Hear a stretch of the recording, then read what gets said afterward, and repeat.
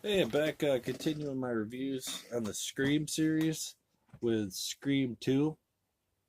Um, I have it on this box set here. I showed it off in the first one.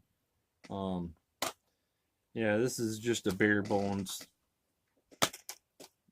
thing here. I'm missing Scream 2 in here. My friend borrowed it from me, but I have, it all comes as a single disc or whatever. So I got Scream 1 and Scream 3 in there right now, but Scream 2 is being borrowed. Anyway, so this movie was made in '97. It was directed by Wes Craven again, so 1 year after the first one came out. Now, the first one was a huge hit, as I said before, in that review. This one actually is a little bit longer. This one runs 120 minutes. Scream 1 was only 111 minutes. So it's a pretty good sized movie.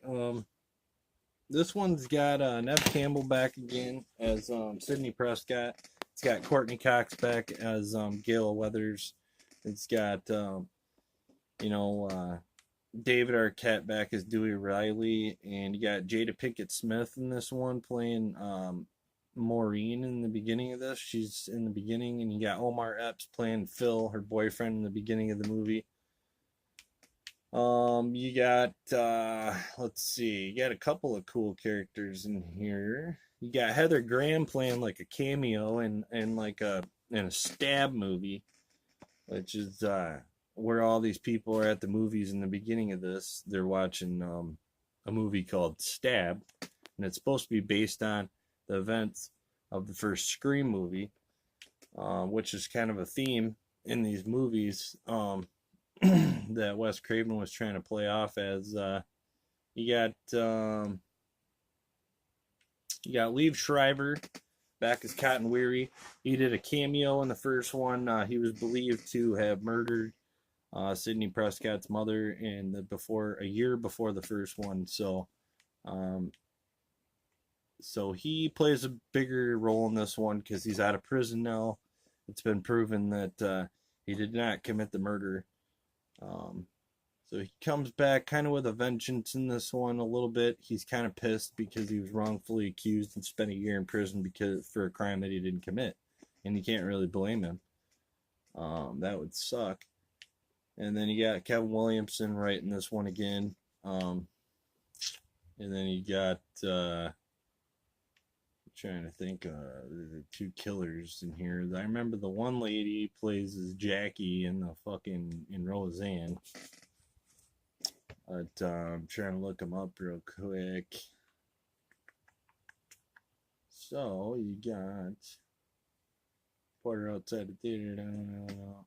Yeah, you got Joshua Jackson in this. He's a film guy. He's in like a film class with Randy in this one. Yeah, you got Timothy Oliphant as Mickey in this. And now he's a new character. We've never seen him before. You got lots of people in here. This is definitely a '90s movie. I mean, you got Sarah Michelle Gellar in here, who played Buffy and the Vampire Slayer. You got Luke Wilson in this guy who plays in like the Stab movie as Billy. I mean, it's just like this is like the '90s right here. I mean, like it doesn't get any more '90s than this. In this movie, you just got all kinds of people in here. You got Jamie Kennedy back as Randy. You got a lot of funny characters in this, like Gail Weathers' new cameraman. He's a funny guy. Dwayne Martin as Joel. Yeah, you got Jerry O'Connell in this as Derek. He's a guy that goes to. But basically, this one all takes place in college. The first one took place in high school. The second one takes place where these characters are in college. Yeah, I mean, it's Sydney. She finally thought that it was all over. She killed the people. She killed their boyfriend and Stu in the first one. This one looks like you got a couple of copycats. Um, Now, this is my favorite sequel. I know a lot of people hate this fucking movie. I love it. I think it's great. Um, honestly, like, I think it's almost as good as the first one. Like, I really like it. I really do. Um, like I said, they're all at this college. They think it's over. You know, you get Jada Pinkett Smith and her boyfriend. They're watching the Stab movie. It's like a premiere, and it's supposed to be based on the true events from the first Scream movie. And they're at the movies and they're watching this, and they get fucking killed, um, by the Ghostface killer. And you're like, oh shit. And you know, yeah, and you just got a lot of memorable scenes in this. I love it. I mean, I just think the whole thing, it screams 90s to me. I'm a 90s kid, so like, it just doesn't get any better than this as far as 90s horror movies. It just doesn't. I mean, I can't think of any other horror movies in the 90s that were much better than the Scream series. I really can't. There may be a few that are bleeding through my mind right now that I can't remember, but yeah, I mean, this is great. Um, there's just so many scenes in here where I love. Like one, well, first of all, I love the part where you know, you got Sarah Michelle Gellar. She's sitting on the couch. She's she thinks it's her boyfriend calling her on the phone, and it's not her boyfriend. It's the killer, and she's hearing shit moving around in the house. She's getting all freaked out. Um, and she's got one of, you know, her roommates that lives with her, because it's a big, you know, it's a frat house. It's a frat house that she lives in, a girls' frat house, whatever the fuck you want to call it. And so you got her friend, like, shows up, and she thinks that it's her, you know, so she thinks it's her boyfriend too. So she calls up, and she answers the phone now instead of Sarah, because she's freaked out. And she plays, Sarah Michelle Gellar plays this character Cece. And so her friend answers the phone, and the guy's like, yeah, is Cece there? This is her boyfriend. And he gives her name, you know, and you know, not knowing that that's who she's been talking to, that this guy wants to kill her, and he's been saying all kinds of threatening shit to Cece. She doesn't know that. She hands the phone to her and says, yeah, it's your boyfriend. She leaves. She's like, oh, don't forget to set the alarm. And you know, she gets on the phone. She's like, hello. And he's like, don't forget to set the alarm. You know, and then she answers the phone, and he comes busting out of the closet. I mean, it's just typical, like, 90s horror Scream movie shit. I mean, it's great, you know. She ends up getting fucking stabbed in the back and thrown off a balcony, and then you got this, like, cut, you know, where he's like fucking taking the blade and wiping off the blood, and he disappears, and like, yeah, you know, and she throws her off the fucking roof, and it's just great. Or it was a balcony, but then it cuts to some music and shit, and then it goes back to where there's this party going on, and it's just great. Like, I love it. And then there's another part where Randy's in the fucking like out in the square or whatever, you know, out in the open area of the park, or whatever I guess you'd call it, on a college campus. I don't know. I've never been on a college campus. I didn't go to college, but so he's out and he's talking to the killer on the phone, and the killer's like fucking talking shit about him, and he's all, "You'll never be the leading man, you know," and this and that, and he's like, "Fuck you," you know. It's just great, and yeah, and then he ends up dying, you know, which sucks, because I thought he was one of my favorite characters. He gets brought into the van, and fucking he's talking shit about Billy Loomis, and you know, Billy Loomis, fuck, you know. And Stu was nothing but a wet rag, a homo repressed mama's boy and shit, you know, like, he was just going off about Billy and Stu, and it was funny, and pissed him off, because you find out later that one of the killers is fucking Billy's mom, Mrs. Loomis, you know, which was a good twist. And the lady that played her was the chick from Roseanne, and Jackie.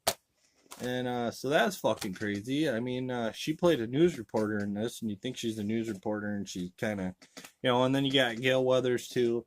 and she's like famous because she wrote a book now about the first one, and you know, that whole thing. And yeah, so she's famous, and she wrote a bunch of bad shit about everybody in there, and a bunch of lies, and just like, you know, made it all, you know, she's trying to sell books. I mean, she's trying to get rich, you know, and get famous. And it seems like in this one that she succeeded a little bit, but in the process of doing that, she hurt a lot of people's feelings and pissed people off. And one of them was Dewey. I mean, because they were romantic interests at the end of the first one. You thought they were going to end up getting together, and they do for a while, I guess. But you know, yeah, I mean, she ends up saying some shitty stuff about him in the book, and he got his fucking feelings hurt. So the first half of the movie, like, he's mad at her and won't even really talk to her, and you can't really blame him. I mean, he saved her life and shit, and saved, you know, and was like, you know, trying to be the hero. Obviously he wasn't, but he tried, you know, and stuff. And so I don't know. I mean, yeah, he was treated like shit, kind of, and I don't really blame him, you know. So, anyways, so yeah, and then the other killer, you come to find out, is their new friend Mickey, who's a fucking film student who's whacked out, who wants to blame cinema violence for real life violence, and he just wants to play like that whole card. And which the funny thing is this guy that played yeah, the guy that played Mickey, he's in a new series I like too, with Drew Barrymore, Timothy Olyphant, the Santa Clarita Diet, I think is what it's called on Netflix. I like that show. It's pretty funny.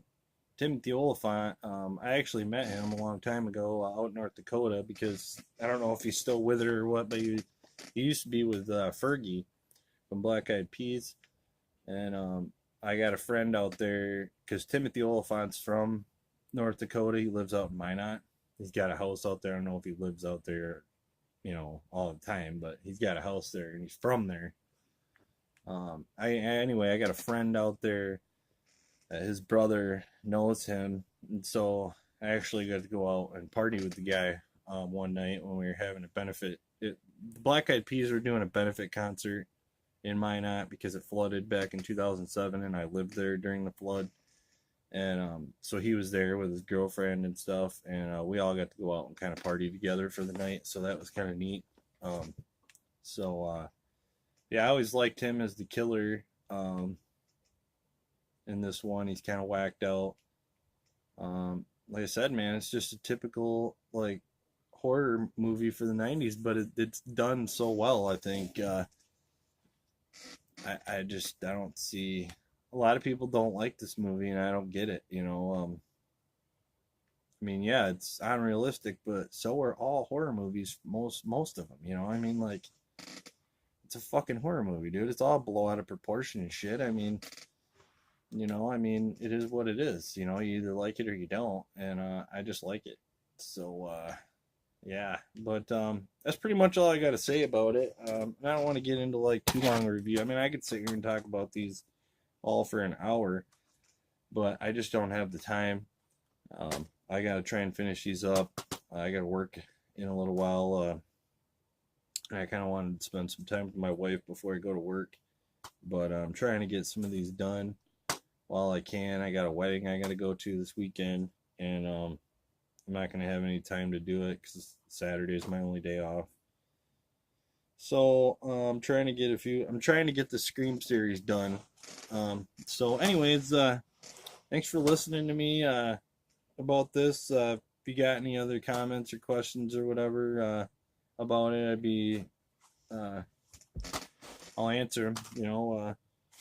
So anyways, that's what I got to say about Scream 2. My next review will be on Scream 3. Thanks.